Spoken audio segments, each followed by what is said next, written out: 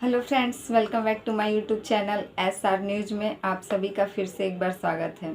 और आज मैं फिर से आप सभी के बीच एक नई और सच्ची घटना के साथ हाजिर हूँ। तो फ्रेंड्स, आज की कहानी शुरू करें उससे पहले अगर आप हमारे चैनल पर नए हैं तो प्लीज़ हमारे चैनल को सब्सक्राइब कर दें और वीडियो पसंद आए तो लाइक कमेंट ज़रूर कीजिएगा। तो फ्रेंड्स, आज की जो यह घटना है यह यूपी के अयोध्या में, जहाँ की कैंट थाना क्षेत्र के अंतर्गत एक गांव लगता है शहादतगंज। शहादतगंज मुरावना टोला का एक लड़का जिसका नाम प्रदीप कुमार रहता है। यह प्रदीप, इसके पिता का नाम दिलीप कुमार रहता है और यह प्रदीप 3 भाई और 3 बहन यह लोग रहते हैं। प्रदीप अपने तीनों भाई में सबसे छोटा रहता है और इसके सबसे बड़े भाई का नाम दीपक कुमार रहता है। प्रदीप 1 साल पहले ही अपने किसी रिश्तेदार के यहाँ एक शादी में गया था और वहीं उसकी मुलाकात एक लड़की से होती है, जिस लड़की का नाम रहता है शिवानी। वह शिवानी को देखते ही उसे पसंद कर लेता है और यही बात वह आकर अपने घर वालों को बताता है। उसके घर वाले भी राजी हो जाते हैं और वह लोग पता करते हैं कि आखिर वह लड़की है कहाँ की और वह किसकी लड़की है। जैसे ही प्रदीप के घर वाले उस लड़की के बारे में पता करने की कोशिश करते हैं, पता चलता है कि यह लड़की, जिसका नाम शिवानी कुमारी रहता है, यह 22 वर्ष के आसपास की रहती है और इसके पिता का नाम रहता है मंटू राम। यह दिल्ली में रहकर कपड़ा सिलाई का काम करते थे और इनके एक लड़का और इनकी 2 लड़कियां थीं। शिवानी जो है अपने सभी भाई बहन में से सबसे बड़ी थी। यह लोग रहने वाले थे खंडवासा के डीली सरैया गांव में शिवानी का घर था। तभी प्रदीप के घर वाले वहां जाते हैं और शादी की बातचीत करते हैं, जिसके बाद शिवानी के माता पिता भी प्रदीप के घर पहुंचकर शादी की डेट तय कर देते हैं। अब शादी की डेट इस साल अप्रैल में रखी जाती है, लेकिन अचानक से प्रदीप के घर वालों को लगता है कि शादी का दिन अप्रैल जो है बहुत लंबा हो जा रहा है, इसीलिए वह लोग प्रदीप और शिवानी की शादी मार्च में यानी कि 7 मार्च को तय कर देते हैं। अब 7 मार्च को शादी होता है। प्रदीप जो है अपने गांव शहादतगंज मुरावना टोला से शिवानी के घर खंडवासा ढिलई सरैया गांव में अपनी बारात लेकर पहुंचता है। बहुत ही हंसी खुशी से प्रदीप बारात लेकर शिवानी के घर पहुंचता है। वह बारातियों के साथ खुद भी अपनी शादी में नाचते हुए दरवाजे पर बारात लेकर पहुंचता है। उधर शिवानी के घर पे भी सभी तैयारियां हो चुकी थी। बारात के स्वागत सत्कार के लिए बारात पहुंचता है और जयमाल भी होता है। सब कुछ हंसी खुशी से जैसे ही शादी संपन्न हो जाता है, दूसरे दिन सुबह 8 मार्च को शिवानी के घर से 11:30 बजे के करीब उसकी विदाई कर दी जाती है। इधर शिवानी पहुंचती है प्रदीप के घर। सारा दिन मेहमानों के साथ जो भी उसकी मुंह दिखाई की रस्म थी, सब कुछ खत्म होता है और बारी आती है रात की। रात के करीब 11:30 बजे जब शिवानी और प्रदीप अपने कमरे में सोने के लिए जाते हैं, वह उन लोगों की पहली रात थी। फर्स्ट नाइट, यानी कि उन लोगों की सुहाग रात की वह पहली रात थी। सभी लोग घर वालों को सोने के बाद जैसे ही यह दोनों भी सोने के लिए जाते हैं, रात भर के बाद सुबह जैसे ही 9 मार्च को शिवानी और प्रदीप का रिसेप्शन होने वाला था, जो कि रिसेप्शन का दिन था। प्रदीप का सबसे बड़ा भाई जो दीपक था, वह सबसे पहले ही सुबह 6 बजे उठ जाता है।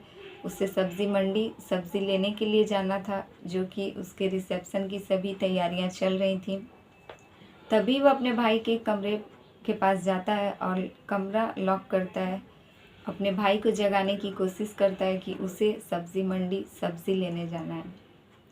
जब अंदर से कुछ आवाज़ नहीं आता है तो यह कहकर दीपक जो था चला जाता है कि मैं मार्केट जा रहा हूँ, तुम भी उठकर जल्दी से आ जाओ। लेकिन 6 से 7 बज जाता है, उस कमरे से कोई भी बाहर नहीं आता है।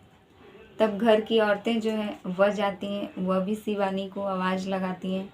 दरवाज़ा खटखटाया जाता है, लेकिन अंदर से कोई भी जवाब इन लोगों को नहीं मिलता है। धीरे धीरे कर कर काफ़ी देर हो जाती है और सभी लोग जो है एक मजाकिया रूप में सबका मजाक उड़ाना शुरू कर देते हैं।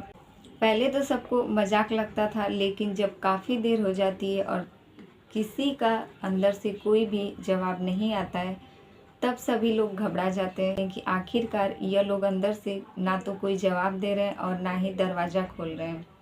इतना टाइम हो गया, आखिरकार कोई इस कमरे से बाहर आ क्यों नहीं रहा है। सब लोग जो है कुछ ज़्यादा ही घबरा जाते हैं और उसी में से कोई एक व्यक्ति उन लोगों के कमरे की खिड़की के पास जाता है और उस कमरे में झांकने की कोशिश करता है। जैसे उस कमरे में झांक कर देखा जाता है, उस कमरे का नज़ारा ही कुछ अलग था। दुल्हन जो थी वह बेड पर पड़ी हुई थी और जो प्रदीप था वह फांसी के फंदे से लटकता हुआ दिखाई देता है। यही बात से पूरे घर में जो है चीख पुकार मच जाती है। सभी लोग घर से बाहर जाकर चीखना चिल्लाना शुरू कर देते हैं। अब उसी दिन रिसेप्शन होने वाला था। एक दिन पहले शादी हुई थी। अब शादी की खुशियाँ जो है गम में बदल जाती हैं। सभी लोग चीखना चिल्लाना शुरू कर देते हैं। मौके पर पुलिस आती है और कमरे को जब खोलकर अंदर जाती है, देखती है कि दुल्हन बेड पर पड़ी हुई है और वही प्रदीप जो है फंदे से लटकता हुआ।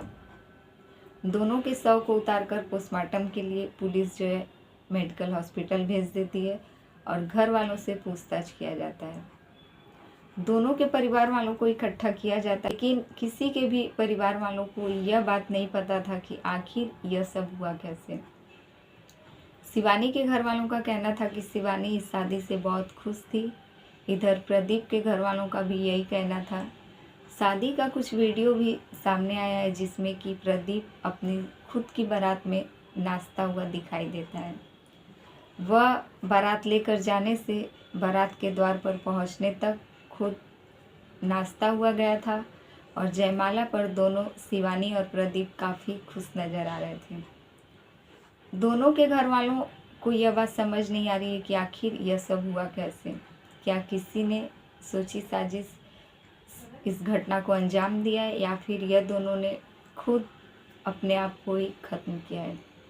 यह सब हुआ किस लिए, यह बात अभी तक दोनों के परिवार वालों को खुद पता नहीं चल पाया है।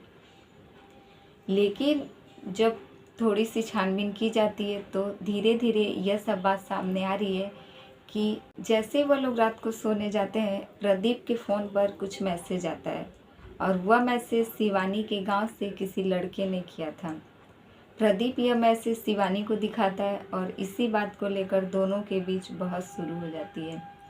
प्रदीप शिवानी से यह कहता है कि आखिर यह कौन है, तुमने मुझे इसके बारे में कुछ बताया नहीं, और यह कौन है जो मेरे फ़ोन पर तुम्हारे बारे में ऐसी अनाप शनाप मैसेज भेज रहा है, वह भी आज के दिन और इतनी रात को। इसी बात को लेकर दोनों के बीच बहस हो जाती है और शायद प्रदीप ने ही अपनी पत्नी को गुस्से में आकर उसका गला दबा दिया। जब उसे पछतावा होने लगा कि उसने बहुत बड़ी गलती कर दी है, तो करीब 1 घंटे के बाद वह खुद अपने आप को फांसी के फंदे पर टांग देता है। फ्रेंड्स, ये रही आज की कहानी अच्छी लगे तो प्लीज़ हमारे वीडियो को लाइक कमेंट ज़रूर कीजिएगा और हमारे चैनल पे नए हैं तो प्लीज़ हमारे चैनल को सब्सक्राइब कर दें। फिर मिलेंगे आपसे ऐसे ही दूसरी से अच्छी घटना के साथ।